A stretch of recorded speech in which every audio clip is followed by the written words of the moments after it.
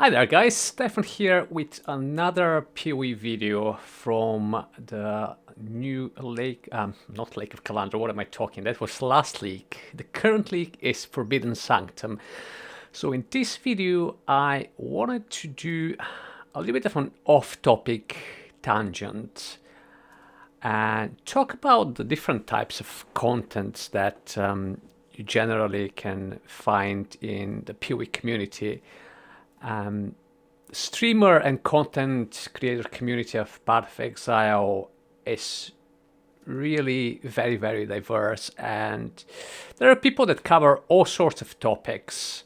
There is people that share their in-depth knowledge of game mechanics, skill interactions, item interactions, and they show you the basics and more advanced stages of build creation. And this is a really great source of knowledge if you want to push your personal skill level, if you want, of the game. If you're somebody that is already experienced in breaking into tier 16s, feeling comfortable farming that sort of content, but maybe you haven't been able to break into uber viable content or some top tier bossing. This is really great. These types of channels are really great source for you to improve your skill as a player and to learn new things. There is also a lot of creators that try to cover different third-party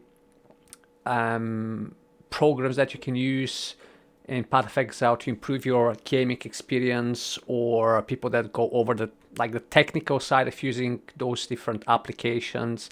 And that's great. Again, if you've got some basic knowledge of the game, if you want to streamline and enhance your efficiency while playing Path of Exile, these types of channels are great for that. You've also got people that solely focus on speedrunning, people like Tai Killer, people like Ben, Exile, etc. People that have got great mechanical knowledge and skill in just being very fast and very efficient in their progression, getting from league start within a very short period of time to get their character to be able to complete their atlas and then delve into uber content at the competitive level. And I personally find this content very interesting, just as type of content to learn some tips and tricks. But I always knew that that's not something that I would find particularly relatable in my personal play style, in the way that I enjoy playing Path of Exile. I'm definitely not as skilled as any of those speedrunning type of players, and I've never really been interested in pursuing that sort of skill in that game. So all of those types of channels are really cool if you want to see different types to play the game. I've also missed another interesting offshoot of content creation, which is has got to do with trade manipulation, crafting. There's just so many different branches that you can learn about the game, and different ways that people enjoy the game. So I think that's really fascinating, and that's one of the things, as I've mentioned in previous videos as well, that just keeps me interested in the game and always gives me a fresh perspective on what you can pursue potentially to do in endgame Path of Exile. But one type of content that I've not really seen a lot of, I'm not saying that there aren't people that do it. I'm sure that there is smaller content creators or people that do enjoy that particular niche of content, which is the early to mid progression at league start or of a new character. I know that there is obviously there is Zizeron that does the basic level of videos, but what I find personally that I couldn't find as a viewer when I wasn't making videos, or I was just playing the game and trying to become better, trying to break into into red maps for the first time, which was many leagues ago. if I'm trying to improve my gear and become more endgame viable, there wasn't a lot of content that goes over like the step-by-step visual, like a visual tutorial of what exactly you do to improve your gear, to break into red tier maps, or to start farming mechanics at a higher map tier efficiently, or if you want to, just go over that brick wall that every new player will encounter. And that I've been stuck at that point, like sort of you're done with your lateral maps, but you don't feel that you've got the level of gear that will let you to break into like efficiently doing red tier maps. Because yeah, you can potentially complete the Atlas, complete your red tiers, but you wouldn't be feeling that you're just going in an efficient manner, because you maybe don't have the damage or the survivability, so you have to be playing slower, you have to be more defensive and more strategic. And the point when Path of Exile becomes really fun is when you can start just steamrolling mechanics, just firing them quickly, because at this point you gain access to a lot of either items, currencies, uniques, etc.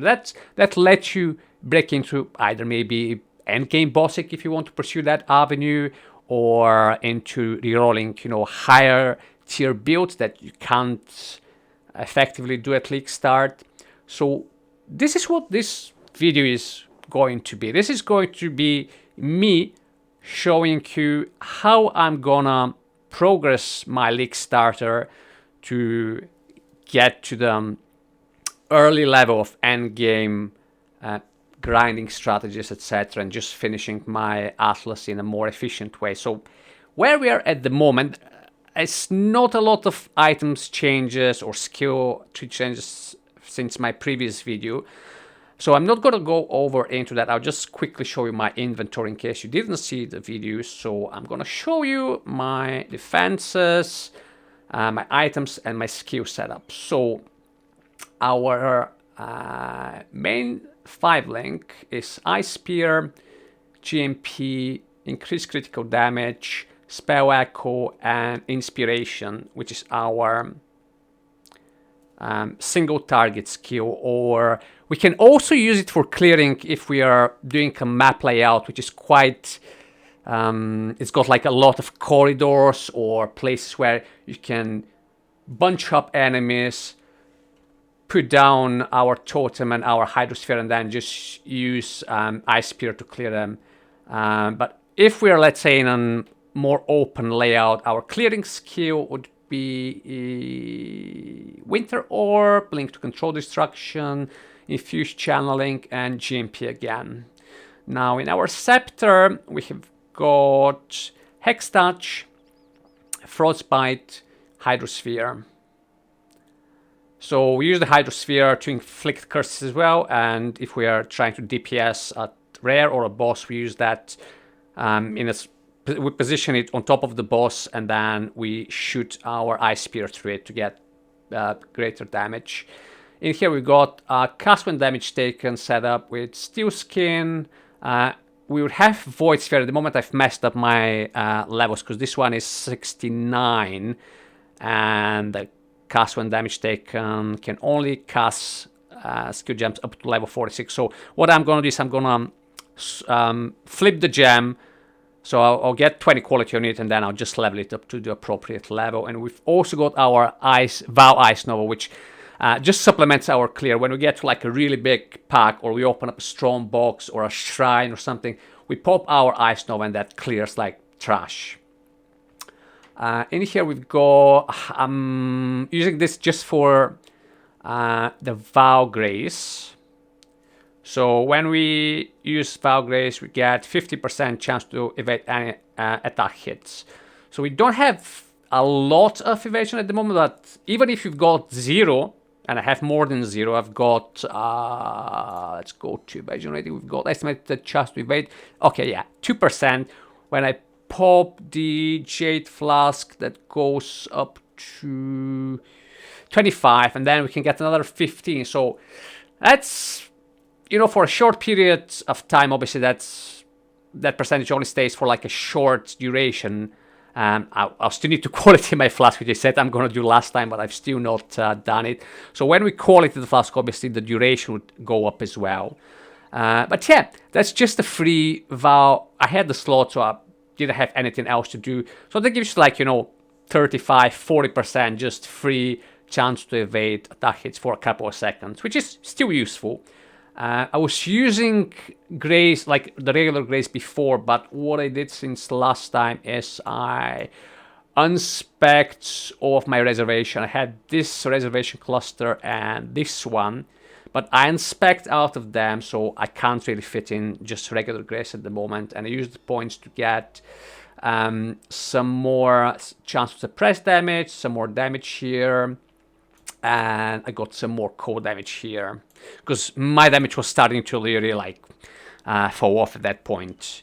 And then what else am I using? So hatred. I'm just leveling hatred for one particular reason. I've completed all of my white and yellow maps except for Crimson Township map, and the problem I'm having with the boss is that my DPS is just not enough. If you're not aware of this boss, it could be quite scary on a particular build, and my build unfortunately doesn't have enough DPS to burst the boss in like 2 seconds, so I have to deal with the mechanics. And what the boss does is it spawns like totems that inflict unmitigatable chaos damage, and if you can't burst the boss very quickly, it would spawn too many totems and you just die on entering the map, the boss. So what I'm thinking, at some point I'll just get a really basic rare map with no extra boss life, no extra monster life, no extra like I tried the map twice, but the attributes that they wrote on the map or just made it impossible for me to complete. So the only reason I'm leveling hatred, and I've also got Zeal 3 and Precision, which gives us some more critical chance for spells. So what I'll do is, at some point when I want to get that point of completion, which I can leave until later on, I'm gonna stop using my defensive auras, which is Arctic Armor, Determination, and Clarity. I'll take them off. I'll turn on Hatred and those two, the Precision and Zeal, to get more damage, and I'll just try to burst the boss as quickly as I can. And I'm waiting to also get this cluster here, which will give us more crit motive. So once I've got that, I still, by the way, need to do my Uber Lab. I got the offering, so I'm just waiting to get a few more levels to get more damage, because that's the problem of the build at the moment. It just, for bossing, it's struggling a little bit. It is doing fine for like normal bosses. It just takes a little bit longer, but I still need to get my Uber Lab, which will give us 25 more damage while there is at most one rare or unique enemy, which for bossing could be great, because for bosses that have got no ads or anything. Oh no, actually it works even with... Oh yeah, it works even with bosses that have got minions, because they don't count as rare or unique. Yeah. So we get 25% more damage conditionally on being next to a boss, and 20% reduced damage taken while there are at least 2 rare or unique enemies nearby. So that should be, you know, boost on our damage as well. And that is pretty... Oh yeah, I've got faster attacks, Arctic Armor, and Lip Stamp, so this is my movement skill. So if you see the items in neither, it's items that are reasonably good, and that's everything has been picked up from the floor except for this, which I got in a altar, and I solely use it for the 5 link. But everything else has got a few good attributes, not particularly high rolls. So its level of gear was enough to get to complete up to 2 red maps to complete my atlas so far. But now we've got to a point where we are not strong enough to comfortably start doing red maps. As you can see in my map tab, I've got all of the red maps.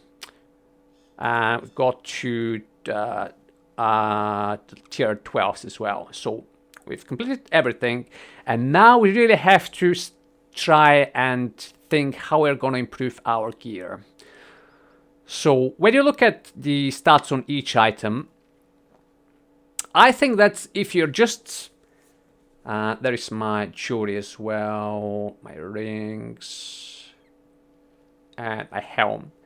So if you're just trying to pick items from the ground and identify and hope that it's going to be an upgrade, chances are you're going to be disappointed. You're probably not going to get items better than better than that. So the method that I find works for me and will work for you as well is this. I'm going to pick up basically a whole set of items, an item for each slot. I'm just interested in the base type and the item level. The item level, you can see when you hit out, it will show you item level. Now the item level is important for this specific reason. We'll go to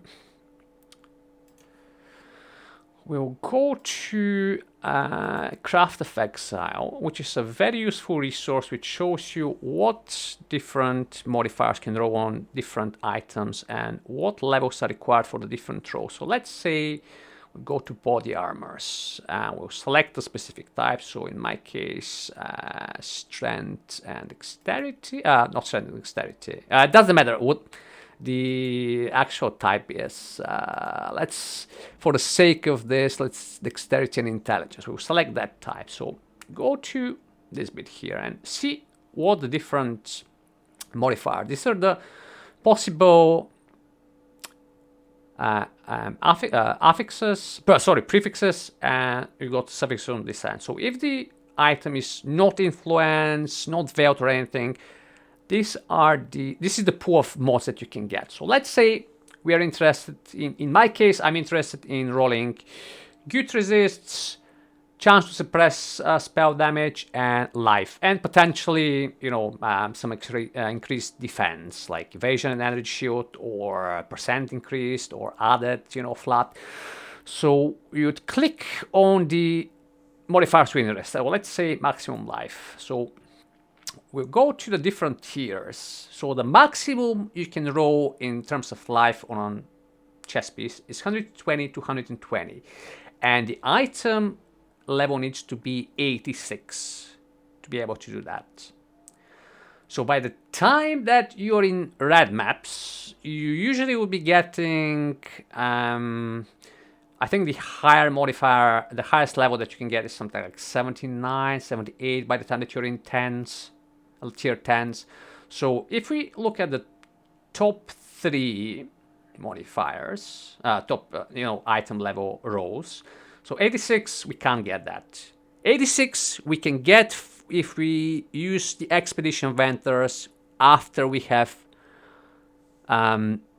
become, our character level is at least 90, because at this point they start offering item level 86. So this is a good strategy to get item level 86 bases without doing map tiers of this specific level that you drop 86 levels, 86, item level 86 bases.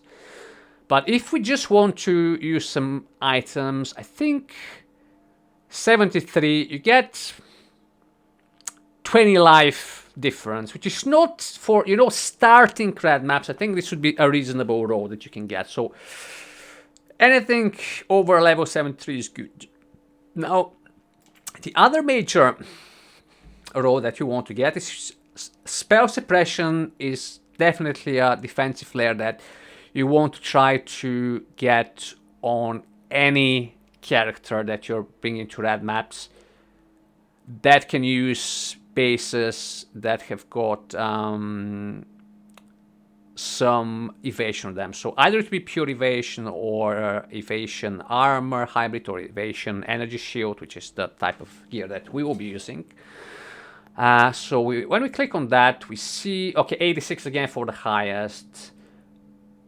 77. So potentially we want to be getting 77 item level 77 bases. If not, I mean, we can still maybe settle for tier 3 because we'll be getting some suppression on the tree as well. And since we're not in hardcore, even if we are at 90, if we're not at 100% or 85, even 85 would make a significant change in your survivability. So let's say ideally over 77, but over 67, that would be the minimum that we'll be looking. And the other, if we want to get some increased percentage evasion, energy shield, so 84, 72.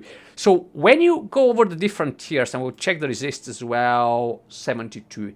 So when you go roughly over those 4 stats that we're interested in, we see that over 77 would be a reasonable level. And we can check for this for each item slot. We can check what modifiers you're interested in getting on that specific item slot, and then, so for example, let's do a weapon, because most of the armors, the levels are pretty much the same across the different item slots. So let's go to one-handed weapons, and we'll be using scepters.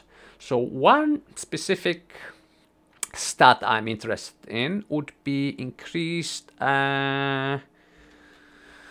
cast speed, which is beneficial for our Winter Orb and also for our Ice Spear, although less so for the Ice Spear gem. So cast speed, okay, increase cast speed. So we can get tier 2 attacks cast speed if the item is over 72. So having checked the item levels, we can conclude that the item level we want to aim for before we start investing our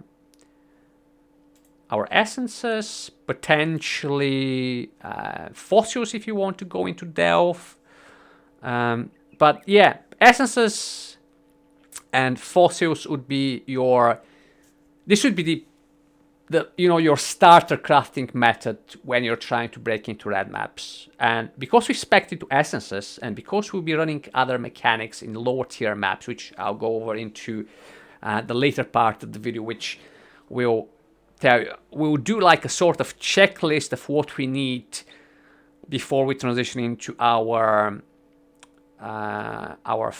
final form of the build, because I won't be using Ice Spear and Winter Orb once I transition out. You'll be using casts on crit Forbidden Right.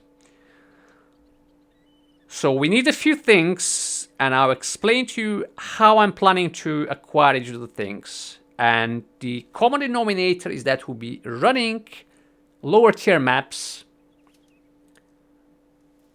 to get those things, or to access the mechanic which lets us get those things. And because we spec into essences, each of those maps will contain at least one essence monster. So we'll build up our bulk of essences, and at some point we'll be able to craft our gear. So the next thing is, once you've checked the item levels, and it's a good thing to have an idea, even before League start. This is, part of your core plan of what you need to progress into red maps. Because in this case, because I'll be transitioning into another build that uses different armor types. So for this build, I'm going to be using ES and evasion hybrids. For the other one, once I transition, I intend to be using, pure ES gear. So what I'll do is usually I'll take 2 or 3 bases for each item slot. And this one, actually was really lucky find from Ritual. This is a Ritual only base, which gives us adds 67 to 116 cold damage implicit, which is great for the skills because both of our skills deal cold damage.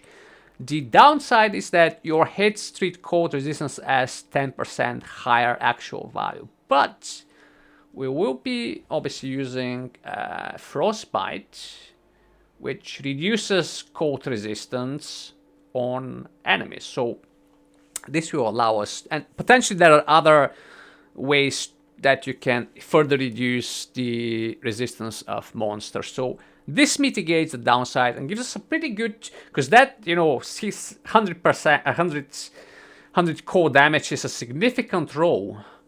So I'll be using that for my helmet. Unfortunately, I probably will not be. The reason that I want to get 2 of each is that in SSF you can't really afford to be super picky. So sometimes you get, you know, a combination of 4 or 5, because at this point you want to be getting an item, you want to craft an item that has got at least 4, ideally 5 beneficial rolls. So let's say you find an item with 5 really good attributes, but maybe slightly lower roll than what you're aiming for, or it's got 4 higher rows of beneficial attributes, and you've got maybe, you know, a free prefix or a suffix that you can use to craft another relevant attribute from your bench. So in that case, maybe you decide to put that item aside, don't roll over it, because maybe you will not be able to get another, you know, item with the same or better stats until you run out of essences or whatever you're using to craft it. And then you can start crafting on the second base. Maybe you get lucky. Maybe you get something which is even better. And then if you want to, you know, go even further and min-max it, then you start crafting on your previous best craft, because you've got a better one to be using. So this is, we got, pretty much we are ready to start crafting our red tier map tier for the Winter guy assassin. Now, I've also started collecting gear for the reroll. Now, for the reroll, I'm going to need a few things. So we're gonna do a little bit of checklist, which I'm gonna post a link to that in the description below. So in case you've maybe decided to go with my build and test it out, maybe you can use that to, you know, as a guideline for your personal progression. So let me go to our to-do list. So the first thing that we need to get the transition working is a veld modifier, which is we are in Path of Exile wiki, and we are in the veld modifier subpage. So we can check here which, you know, different members of the syndicate, they've got their like a signature mode that you can only avail from items that they drop. So the ones I'm interested in, hits can be evaded. Now in this bit, if you see the other ones, that you can expand them, so it shows you know what type of weapons and what the different roles are. But for some reason, this one we can't expand it. So I'm thinking that it probably will be, you can avail it from any type of weapon that Vegan drops. So thing number 1, get the Vegan unveil hits can be evaded. So to be able to do that, I'm going to show you how we are going to achieve that. Now, because obviously Path of Exile is a very RNG heavy game, it may take you a long time, you may get lucky and get it straight away. And we're gonna be running the betrayal mission. So as you remember from my previous Atlas video, I went for focused investigation to get 4% chance to grant an additional June mission on completion. And that applies to all the different maps that we've been running so far. And I also wanted to get this wheel here, which actually you can potentially leave this as your last wheel, because you only need this when you start running the betrayal, although you get a few more percentages of chance to grant an additional. So maybe, yeah, maybe take this as a start, because you get another 3, so it almost doubles your chance to get June completion. So if we go to our atlas, this is the June wheel. So we've got 9 missions for white maps, 8 for yellow maps. So we've got already 17 June missions that we can run from our map. So we can go to the map device, you put in a map, and you select the June mission. And depending on whether it's a white or a yellow map, it will subtract, 1 of each.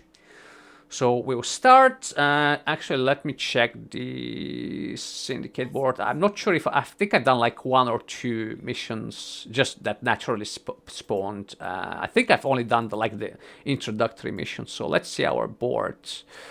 So yeah, we've pretty much haven't got anyone. We haven't got vegan. So the way that the syndicate works is once you start running missions,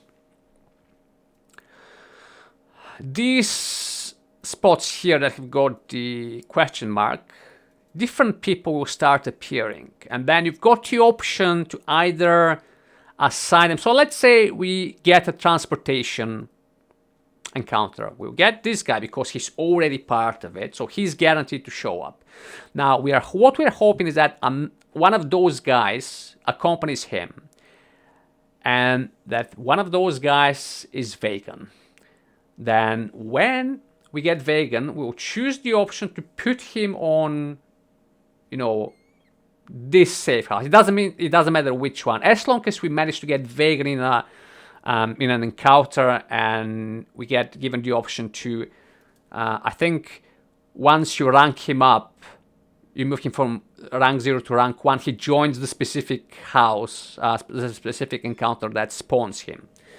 Then anytime that we do that sort of encounter, he will be in that encounter, and he'll give us a chance to drop a belt item, and we'll hope that he drops us a weapon first of all, and that the weapon unveils with his signature mob. So this is the first step. We want to get the mod. So once we have got the mod, we've got 2 options. Now the very lucky option is that the weapon that we managed to unveil the mod on is, ideally it should be an Imperial skin, because it's got attacks per second 150, which is reasonably high, and we want a high, because we'll be cycling, we'll be attacking to trigger our crits. We want something with a higher attack speed, and we've got 30% increased global critical strike implicit, so that was the ideal base. But even if it's a different type of dagger or rune dagger, that what we are after is the increased global critical strike chance. Now, if it's a different base, we may have to take a hit on the attack speed, so we may be cycling slower. But if we get lucky to find it either on a dagger or, worst case scenario, a claw, the claw gives us some sustainability for mana, because some claws come with an implicit, which is a flat amount of mana recovered when you hit an enemy, and we'll be hitting by cycling all the time. So this will be useful for our mana sustain, or we would actually need to use a claw if we want to run a map which the modifier players cannot regenerate life or mana. Now we don't care about the life, because we will be CI by that point, so our life will be 1.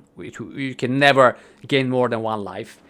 But if you can't regen life, mana, you want to have some way of gaining mana per hit. So claw also would be an acceptable option. Worse option, but acceptable. And the cool thing is, if we manage to drop the unveil on those specific bases, is that we are going to save the cost of crafting that mod on a base that we want. Let's go to the crafting bench and type what was the mod? Hits cannot be evaded. Now it won't show you the price here until you've got it, but this is the cost is, I believe, 3x. So if we are unlucky and we need to craft it on a dagger, then we will need to be farming some exotes. So one way that we can do that is do Harbinger mechanic, because Harbingers, when you kill the Harbingers, they'll drop some currency either in orbs or in stacks, and that's a reasonable way, especially once you've spec'd into all the, there's a few. So this Harbinger will gives you percent chance to continue an additional Harbinger, so more currency. This one increase cooldown recovery rate. That's just purely quality of life. You get the Harbingers to spawn the monsters quickly, so you wait around less, because that could be a bit annoying at the start when you don't have this. But it's not essential for what we are using the mechanic for. And this one is the notebook that we're after. Harbingers in your map have 20% chance to drop an additional stack of currency shards. So they drop an additional one, and again, it's down to RNG. It may be an exalt shard, or yeah, this one only gives you a chance for additional currency shards. So even if we get, you know, exalted shards over time, the more we are running the mechanic. And remember, we need to be farming low tier maps to get our essences, to get our unveil. So we'll be doing the maps anyway, so we'll be doing Harbingers anyway. So reasonably, we can get the 3 exalts that you want. You know, you want to do it once. You want to craft it.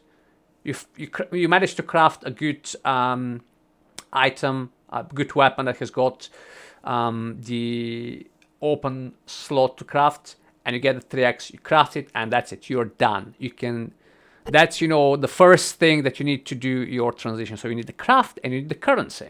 And you've also got another Harbinger wheel, which is, again, chance to get an additional Harbinger. This one, this is the King Harvey, so there is 25% chance to be replaced by powerful Harbinger boss, which for our build, depending on what type of damage we manage to get on the Winter Orb pre-transition character, it may actually be a little bit difficult, so I may spec or may not spec into it.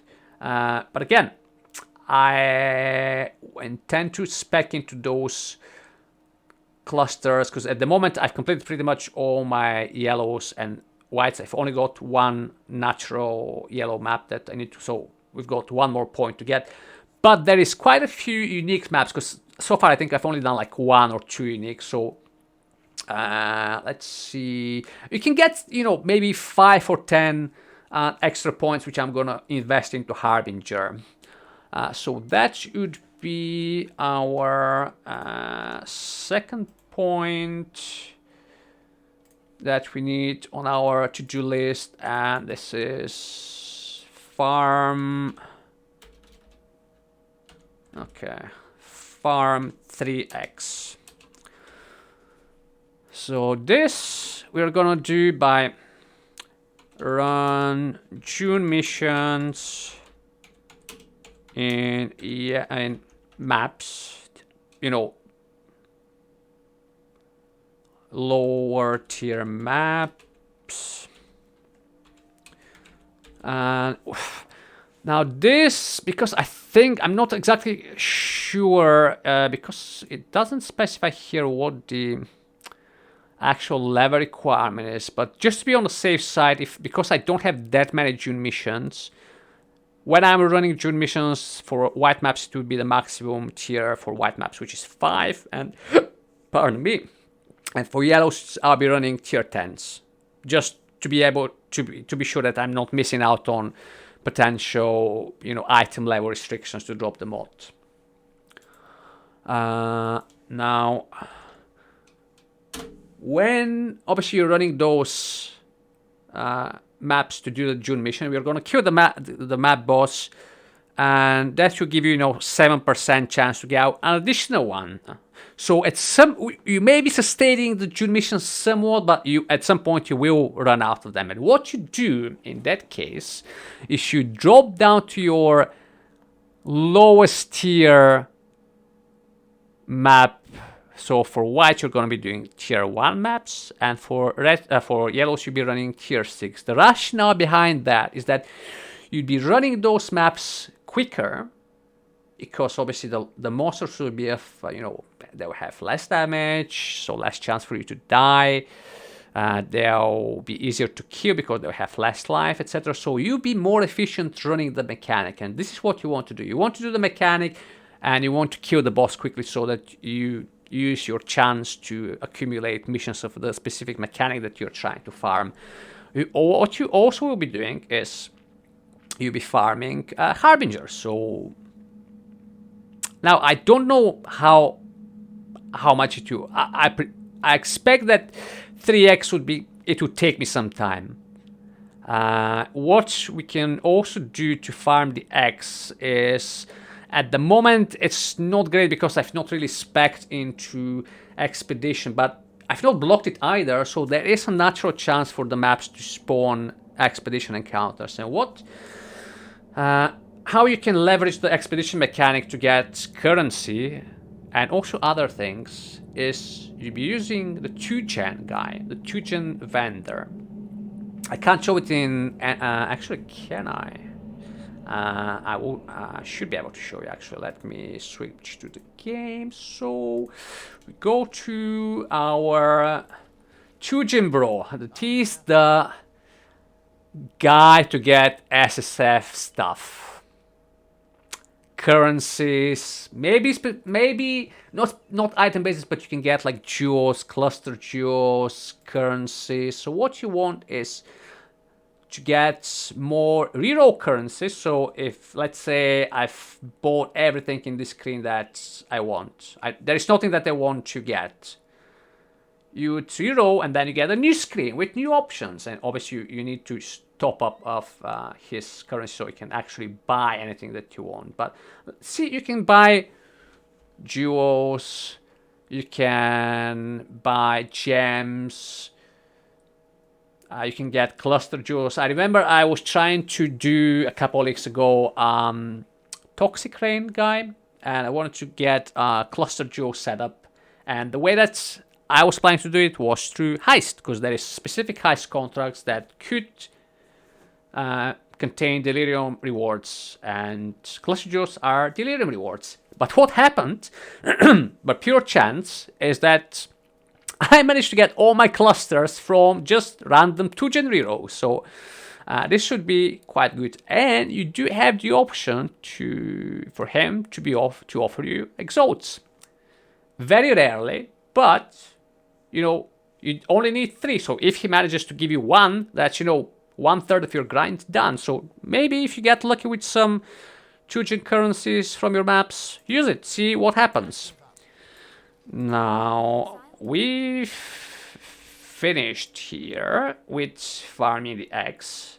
So what is the next bit that we'll be doing?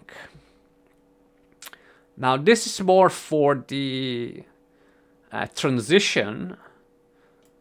So we're also going to be needing, because remember, we are going to need to be the gear that we would end up crafting for our winter orb guy that we potentially use to actually finish our red map progression as well, and just to get to tier 16s. This is going to be different gear than what we are going to use for the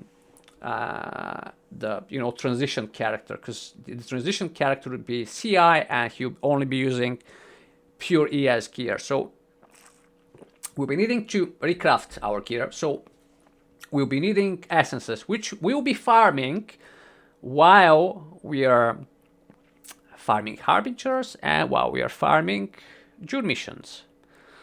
So once I get, a good essence tap running, I'm gonna craft my gear for the pre-transition character, the character I'm playing at the moment. And I'm not gonna be super greedy. As long as I get almost capped spell suppression, high ES and evasion implicit, maybe some high life, maybe enough resist obviously to cap your resists, I'm just gonna go straight into into red maps. And my current weapon, I'm probably not gonna toy with it because I want to save essences to use on my end game dagger, because I don't think that I'll be able to get better stats on the weapon, because my current weapon has got +1 to all code skill gems. It's got crafted cast speed, which is not ideal, but still something. Plus, I've got another tier 2 unlock from my Atlas, so I can even recraft it again and get a higher tier cast speed. And I've got a tier 1 added cold damage to spell. So if I spend some essence, I'll probably be able to get like a... Because this one, the current scepter has got 3 good, relevant attributes, which are at a reasonably high level as well, except for the cast speed, which is just the crafted cast speed. We may potentially be able to get like a 4 relevant attributes, but obviously the higher number of relevant attributes you want to get, the more you need to invest. So the jump from 3 to 4 relevant attributes is much smaller when you compare it to the jump from 4 to 5. So because I want to be conserving resources for when I craft the final form of the build, the gear for that, obviously I want to use as few essences as possible for the pre-transition character to enable it to run red map content.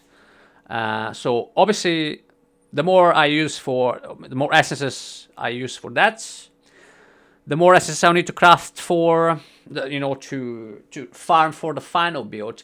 Actually, because it's essence, it's a pure EST gear, I think I may actually unspec from essence of the tree, depending on how many I manage to bank, and I may spec into Nico missions, because Delph is good for resonators, and resonators are still very good way to craft ES gear, because all you want to get on ES gear is, if you get good prefixes like, because you don't care about life, all you care is about ES. So if you get high flat ES, high percentage increased ES, and maybe some, I think there is also like a hybrid, like life, flat life and flat ES row. Obviously we don't care about the life part, but we do care about the ES. That will allow you to craft, items, armor items that have got very high ES, and ES is basically our survivability. We won't have evasion. The only armor we would have is from determination and from the flask. We won't be able to craft spell suppression, which is another layer of defense, but we need to be running like dexterity evasion based gear, which we won't be doing because we'll be pure ES. But although I did check the POE, and we still would be able to get maximum spell suppression just from the chain. I think there was a few, maybe a duo or something, but when I checked POE, I did double check if we are able to get spell suppression, because this is just such a strong defensive layer, and even though that the build is pure ES, it still allows you to spec into almost maximum spell suppression just from the tree. So our next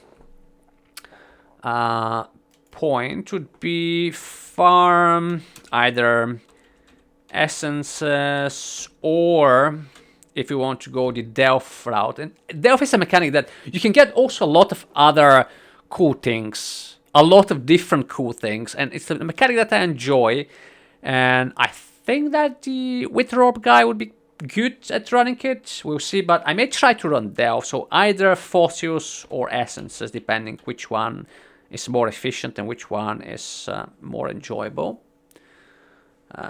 So once we get the wagon, the wagon craft, the 3 exhausts, and we get our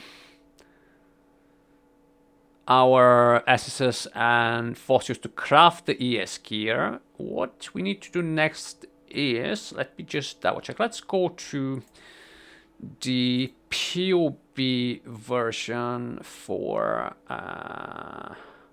Oh, actually, I forgot to say that. So we'll go to POE. We need to farm another couple of things to be able to transition. So this is our current build.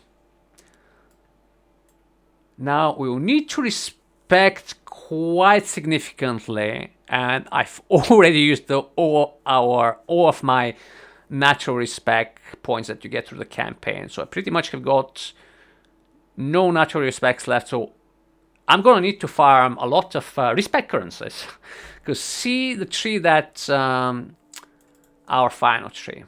So we need to unspec all this bit that we had going here, and then we need to, this part becomes pretty much the same, but then we need to path from here and go all the way here. So that's quite a few. I've not done the math, but actually let's see. So that's 1, 2, 3, 4, 5, 6, 7, 8, 9, 10, 11, 12, 13, 14, 15, 16, 17, 18, 19, 20, 21, 22, 23, 24, 25, 26, 27. Yeah, so that's just like 50, 60 regrets easily. So we're gonna need to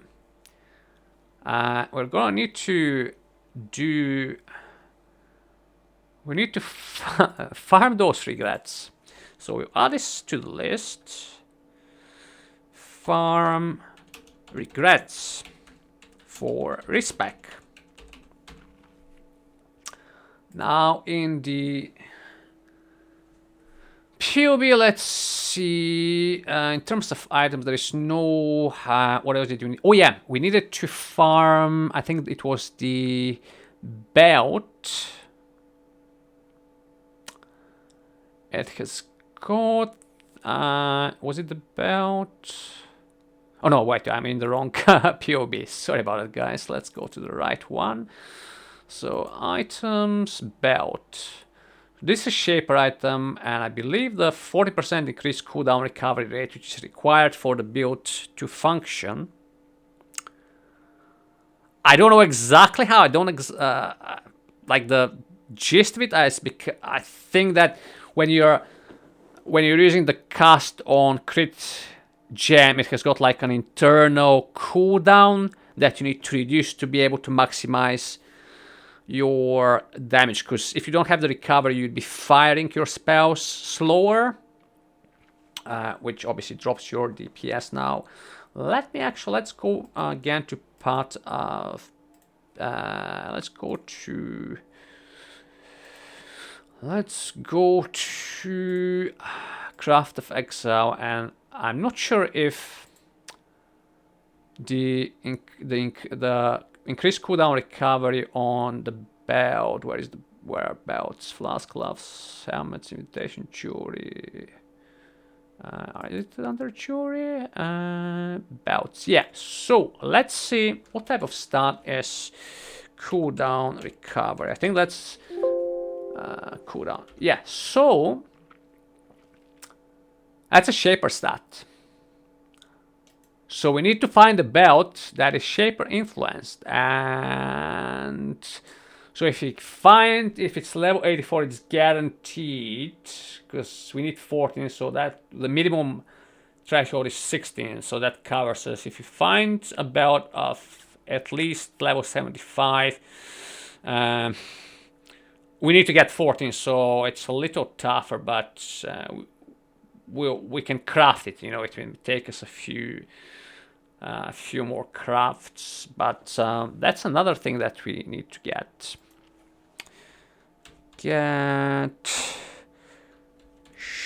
Was it shaper? Yeah, shaper influenced belt. Now the way that you drop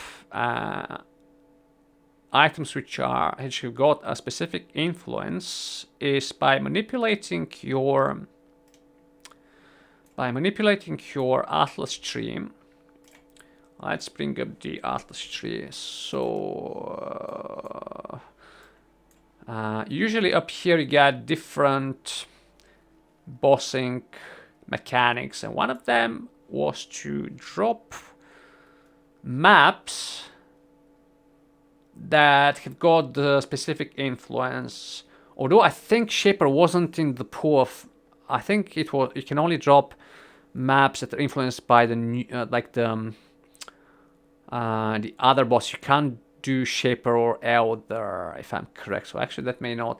I think we may actually need, let me see, influence maps. Let's see what influence maps. What does the most packs influenced by conquerors in your maps? Okay, so not this one. My boss have.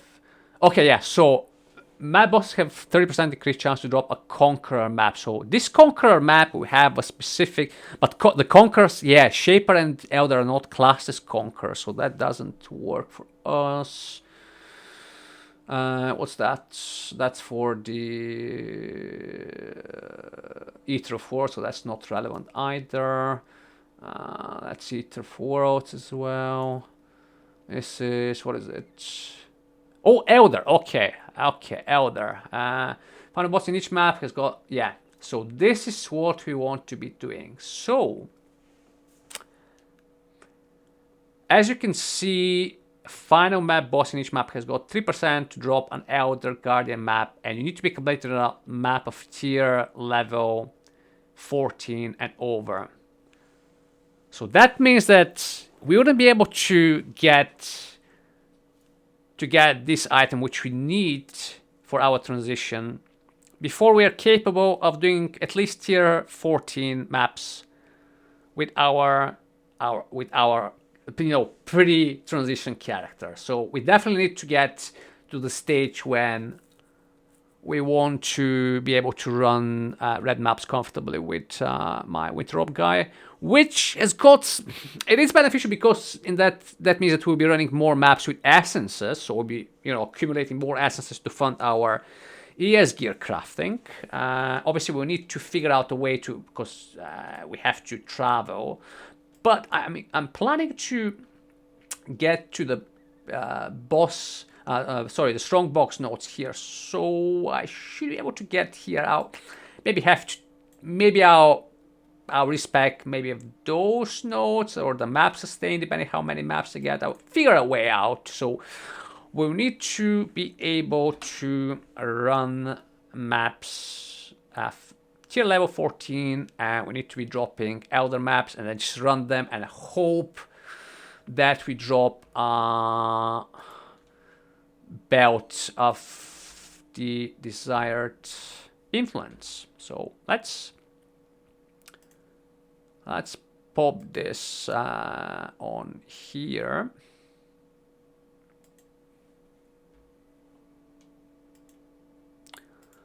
So gap shape influence belt, run tier 14 plus to get Shaper influenced maps. Now the other way that you can also get maps to be influenced by the Shaper, and in that way be able to drop Shaper influenced items, if we use scarabs. Now, because we are spec'd into the strong box mechanic, one of the nodes gives us a chance, it's not a very high chance, but it occasionally procs, to turn a normal strong box into an operative, however you pronounce it, operative box, I think. And the operative box drops scarabs. So we want to be hunting scarabs.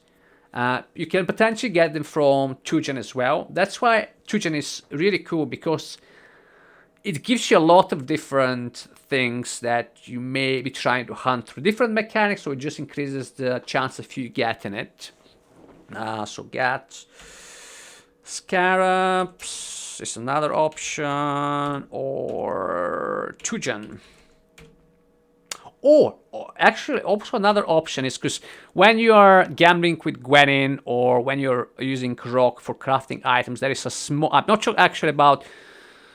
Oh yeah, definitely. A rock can also give you an option to add an influence to a specific item that he offers you. So Gwenin and rock also have got a chance to give you a belt with a specific influence. So you can see here that applies to other, things that we need to check. You can use different mechanics to get to the point when you tick those boxes. And that's the fascinating thing about the Atlas, because when you play with it, you find constantly new ways to fund your projects, to get items, etc. So actually, let's type her name correctly. So we get the Shaper belt. I don't think that there was anything else in the POB. Let's double check. I think that was the only other item. So the belt, and that's the only item. That's the only stat that we care about, the increased cooldown recovery. In here, minus mana cost, which we would be able to get from, again, that's another unveil from your, I think it was again a specific member unveil, and it was from Eurion, but I'm not going to put it on the to-do list because it's, if you're running that mechanic, chances are that you just unveil it naturally. So by the point that you get the other unveil, which is much rarer, you'd get that unveil. So amulet, obviously you want to get at least +1 to level of Chaos skill gems, and the rest of the stuff, nothing too crazy. Obviously for you need to have, for the weapon, and actually you can do that for other weapon, for other item slots. You need to because in SSF you're much more constricted with how far you can push items through crafting. Sometimes you get, like 3 or 4 good items. What you can do is that's actually more. If you get a really good 3-mod item, what you can do is you can use the meta crafting mod. Item can have up to 3 crafted modifiers, which allows you to, instead of being able to craft 2 more modifiers, because the modifier itself counts as a crafted modifier, you get a chance to craft 2 more attributes from the bench. So you may be tempted to actually use that meta mod on various item pieces, and I think that, I'm not sure because I've not used it too much, but I think it either costed like 3x or 3 divines. I'm not sure. I think they changed it to divine. So let's go back to our spread, to our to-do list, and we're gonna add this on here. So exhaust, we also need divines. So actually, we probably need more than 3. So farming, exalt divines, which we do through harbingers.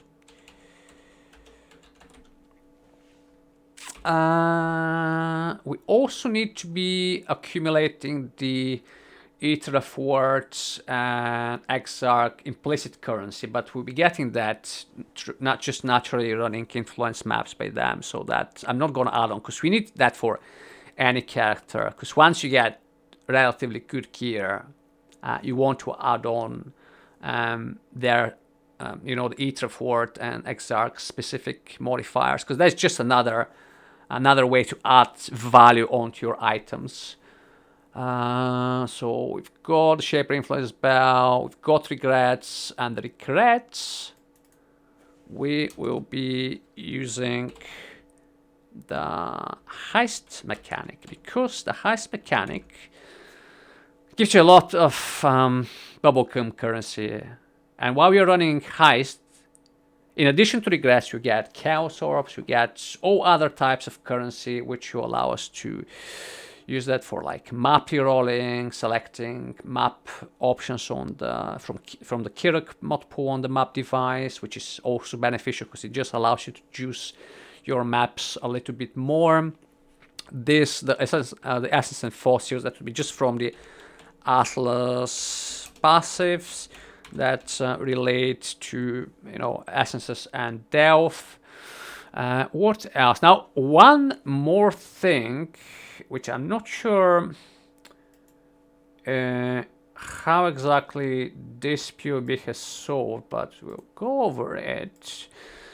When you swap to ES, your maximum life becomes 1, and your chance your character to be stunned is based on your maximum life. So for the purpose of stuns, your threshold is very low because your maximum life is 1. So if you don't find a way to tackle this issue, you're gonna get constantly stunned. So you're not gonna be cycling, you're not gonna get damage. Instead, you'd be stuck in place and you get killed very quickly. So let's see how this guy tackles stun. I think it's stun avoidance. So he's got 25% chance to avoid being stunned while holding a shield, which, you know, that's, you avoid 1 of every 4 stuns, which is helpful, but it's not very deterministic. You'd still get, you know, stunned the other 3 times. Now, there is one of the, I don't know if I can show it here. No, but one of the, what are they called? The major and minor god powers that you can select. Your, like, mini ascendancies, if you want. One of, actually, let me go in game and tell you exactly what this thing does. So we're gonna go to, yeah, the Pantheon. So we've got, this is like early gearing solution how to tackle this. So this gives you the line, you cannot be stunned if you've been stunned or blocked a stunning hit in the past 2 seconds, which it doesn't prevent all stuns, but if you've been stunned in the last 2 seconds, you can't be stunned. So that prevents you from, you know, being stun locked, which is the, you know, the deadly part of being stunned. If you get stun locked, you just die because you can't do damage, you can't move, and monsters are just piling up on you and pelting you, so you just get destroyed. So even, I need to test it, but even that may be, you know, like a very low quality of life way to deal with it. It may be manageable, but it may not feel great. So let's go back to the POB and see what else, because there is a few other things that you can do. Obviously, we need to play about with points, because this is a level 95 character. So I need to drop some points potentially, and what other options do we have? So this one we've got, I think it was this cluster here.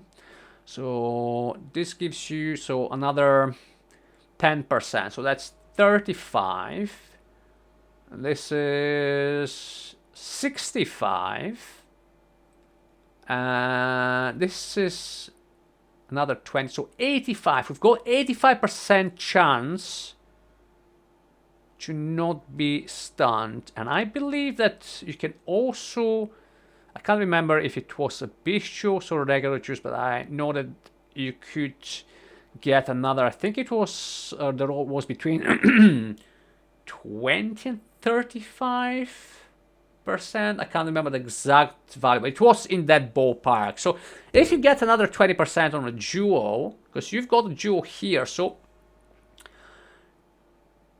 you get that slot anyway, so you just use a stun avoidance duo. So if you get, so you get another 1, 2, 3, and you get either this or this. Probably this one is more useful. So 1, 2, 3, 4, 5, 6. So if you get another 6 points, what can we drop? We don't want to drop that. This is more chaos damage, so level of chaos gems. We don't want to drop that. Maximum light resists. Obviously, we need to make some sacrifices of maybe we'll have less ES, but see, this guy has got quite a lot of ES already. So even if we, let's see, if we drop that, so that's 1, 2, 3, 4, 5. Was it 6? 1, 2, 3, 4, 5, 6. So yeah, it's 6. So let's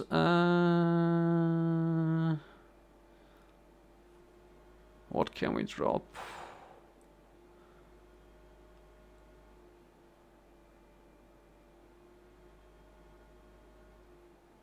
We don't want to drop that because this is really good for the reduced extra damage from crits. This is some extra sustain.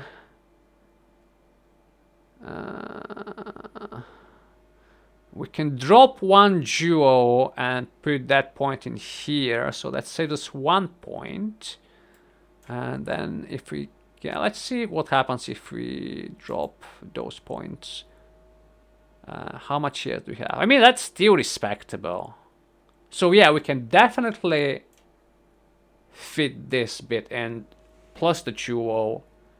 So yeah, that will get us to 100% chance to not be stunned. Another way was to, there is a unique amulet, I think Eye of Chula or something of Chula, which basically makes you so that you can't be stunned while you have ES or while you're recharging ES, something like that. So that was the other reliable way to let's put those points back in. That was the other way that you can get stun immunity. But if you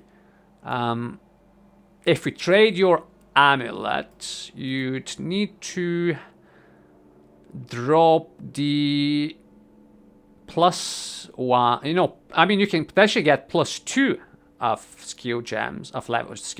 So that would be a significant drop of life of damage. Then you can get many good.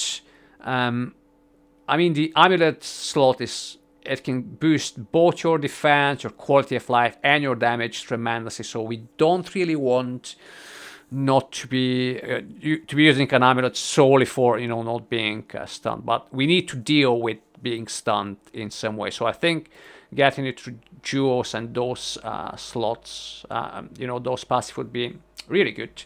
So let's pop this on the list. Okay. Get stun avoidance duo. And that can be through just, variety of mechanics. I mean, you can get it through 2-gen, you can get it just from depending on whether it's a Abyss duo or if it's an Abyss duo that can roll that specific mod, you get some Abysses spawning during your maps naturally. So as long as you get one duo, you can just start rolling it. Because remember, you're just trying to get that specific modifier at the least. Or if it drops on no, it must be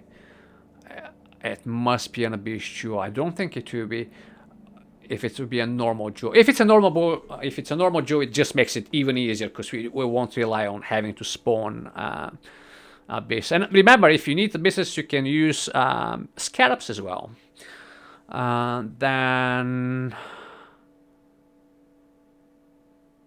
that's pretty much it. Now, when it comes to the heist mechanic, we're also gonna farm heist for another reason, and that's not so much for the respec into the. It will be more so to be able to progress our maps, our map completion into reds, and because if we need to be doing tier 14 plus maps, I really want to to flip my gems, which means basically once your gems reach level 20, there is vendor recipe. You would vendor the gem plus 1 of the skill gem quality currency, and it will reset the gem to level 1, but with 20% quality, and then you just level them up again, because you want to get, especially for your damage gems, you want to get that extra 20% quality.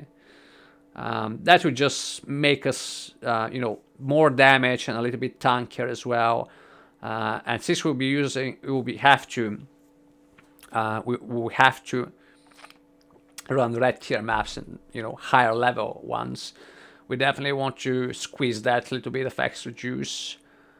But yeah, once we've done that, we need to get vow orbs to be able to get Atlas completion bonus, and we need to farm what was the name of the quality currency for gems, gem prisms or whatever. And usually in previous leagues, by the point that you get to tier 11s, when you need that currency, because usually your gems reach level 20 about that point, when you're already just ready to enter red tiers, you usually would have enough. But this league, I don't know if it's a bug or it usually have done that on purpose and have changed the drop rates for those specific currencies. I've got very limited supplies, so vow orbs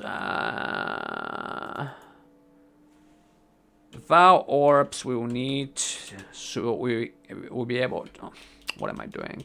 We need vow orbs to be able to vow our maps, because otherwise if we just run the map but it's not rare and vowed, it's not gonna give us the point that we need to to spec into the Atlas tree. So we need vow orbs, and we also need gem quality currency. And as I said previously, heist just shits out these types of currency. Now, since I said I've not actually done any heisting so far, so if the spawn rates for those currencies are reduced in the core game, maybe they've been nerfed in heist as well. So I don't know. I need to test this out, but that was definitely a reliable way to farm these types of currency. And if that's been a minute, I'll need to think about other way. Maybe I'll try Tugen for that as well, because remember, he gives you currencies as well. But yeah, I'll need that just for my general map progression. Also, another thing we're gonna need here is, we need a cluster setup. So we need, what jewels do we need? Let me just check this in POB quickly. The guy has 12% increased chaos damage, large. He has 2 smalls. One is increased mana reservation efficiency, and the other one is increased maximum shield. So at the bare minimum, we need to farm those jewels, cluster jewels. So 1 large chaos damage, 1 small increased Mana reservation, efficiency, and one small. Yes. Now, ideally, you would want to get, you know, the minimum amount of travel points, but since we are SSF, we don't care. If we find one of those specific types, we are happy, or at least this will be our base to start crafting them, and then we can upgrade them once we find, you know, better versions of the clusters. And this one can be done in a variety of ways. As I said, I've done it previously to Tugen, but that's pretty RNG. It could also be done, so Tugen, that's expedition. You can do it to heist. You can also do it through altars, I believe. Altars also can give you cluster jewels. Altars can give you, I believe, just any type of item rewards. So that's stun avoidance, cluster jewels, assets and forces to craft the gear, the vegan unveil, farm X and divines. Am I missing something? I think that's pretty much it.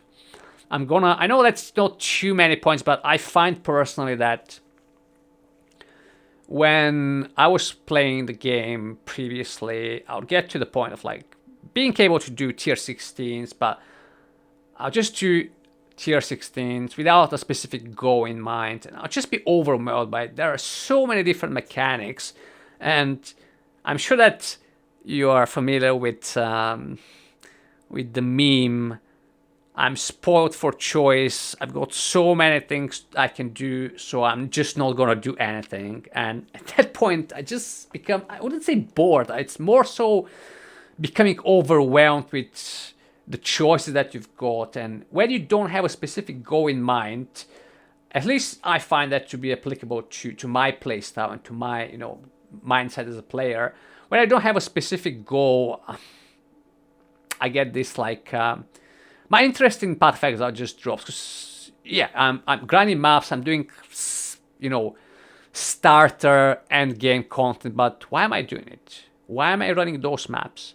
So I like to do some sort of like visual representation, like a to-do list of what I need to accomplish for the specific character. And that, the way this looks would entirely depend on what character you're planning to push. So yeah, I mean, I'll post this down in the description and the comment. So if you're doing a similar character, or you're doing the character that I'm trying out, maybe that could be useful for you as well. If not, that was basically the whole video was just me showing you the like underlying principles of how I like to push my character to become able to do tier, red tier maps, and just to get, starter level that's viable for that level of content. So if you take something away, don't focus specifically on the specific task that I'm trying to accomplish, but try to analyze what mechanics I'm using to get the results I'm trying to get, and then think, okay, my character doesn't need that specific thing, but then it needs that other thing that you can get through that mechanic. So yeah, I mean, you can find that applicable to many different builds that you want to play. That's just like the blueprint that I personally use, whatever, for like my starter build, or for any transition build that I want to do. So hopefully that will show you what sort of mind process you can utilize. If you're somebody that has struggled to get into higher tier maps, or to start improving their gear beyond the point where you've got, high life and 2 resists, or just a basic good 3 mod items, which is pretty much, I think, for me, the limit of what you can find on the ground. So hopefully that video showed you few tricks maybe that you didn't know about. Maybe it showed you ways to look at different strategies that you can use to improve your gear, and that's gonna help you to, you know, achieve your personal goals. Maybe you're not trying to go for 40 out of 40, or you're not trying to do Uber Boss. Maybe you just want to break and be comfortable, you know, farming T16s. Maybe you've never done it before, and maybe you've gone to you know, like a big content creator video that is not like a very generalized type of basically explaining how to get to higher tier content, but you thought, okay, I don't really understand how, you know, what the basic, you know, step-by-step route I need to take. So I just wanted to try to show you what specific upgrade paths that I use in my you know, my Path of Exile SSF runs are. So hopefully that's been helpful. If it was, drop me a comment to tell me if you find it, if you find that sort of content interesting, or to tell me, you know, what else you'd want me to talk about, or if you want me to do a little, you know, go a little bit more in depth into a specific mechanic, or, you know, just tell me what you think I can do to improve my content. That would be well appreciated, Exiles. I'll also post my Discord, which you can hop on to, you know, just chat, maybe just ask me some, you know, questions one-on-one, or just like, you know, real-time communication, or just, you know, chill while you're playing Path of Exile and just want to chat with someone, or, you know, share a great drop, or share some good RNG you've been getting. If you, you know, drop your subscription, ace, that would be ace, Exile, that would really help me out to get some more visibility, and that will help me out with YouTube algorithm, and hopefully highlight more of my videos on your feed, and hopefully you'll be able to get some more useful tip and tricks videos in the next one. And that's pretty much it. I'm just gonna quickly go over. So once we've managed to get, you know, relatively good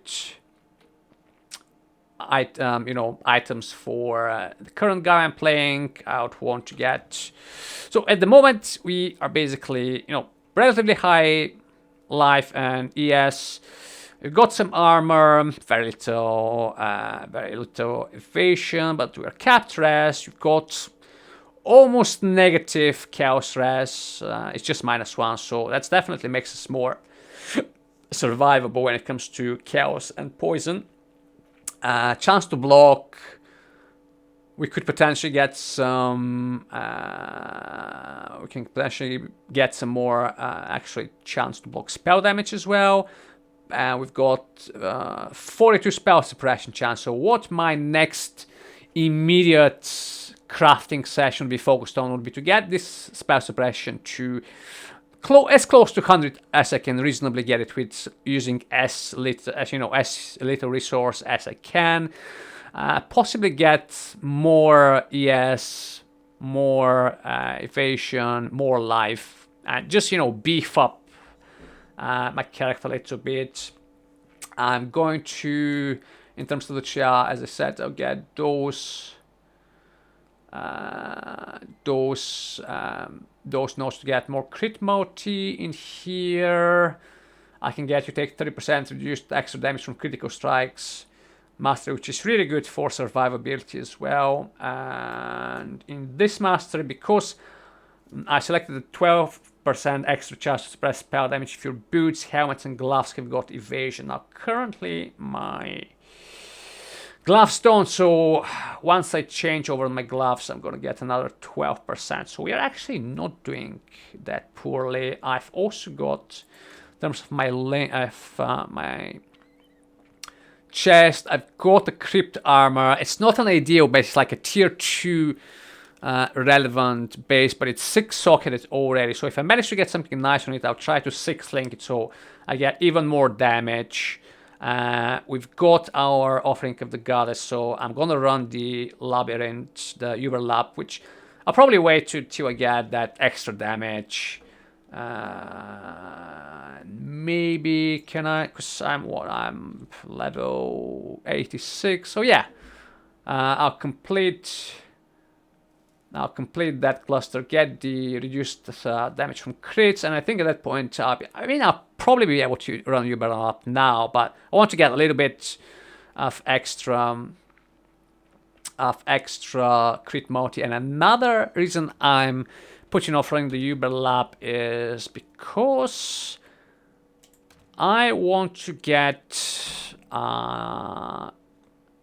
base for my ES helmet. Now, when you get to the end of the first Uber Lab, obviously if you want to get a specific enchant, possibly you won't get on your first try, but I mean, since you're anyway doing it for the 2 points, you get the chance to get either a boot enchant or a helmet enchant, which in SSF, if you get lucky, if you get a jackpot that you get, something that's relevant to you, which would be easier for boots. It's quite easy to get a boot enchant.